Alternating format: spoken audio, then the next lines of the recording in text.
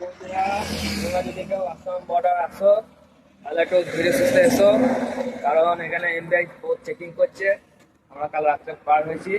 এবার কেস কিসের জন্য দিচ্ছে, এই যে গাড়িতে যদি এরকম মই থাকে, রেডিয়াম রেডিয়াম মারা থাকতে হবে গাড়িতে। আর এই বাম্পারের জন্য কেস দিচ্ছে, এই বাম্পারগুলোর জন্য দিচ্ছে কেস 10,000, 15,000, 20,000 করে ফাইন মারছে। তোমরা যারা আসছো একটু ভালো করে এসো, কারণ আসাম শ্রীরামপুর বর্ডারে এমবিআই কেস দিচ্ছে, ফগ লাইটের জন্য কেস দিচ্ছে, এখানে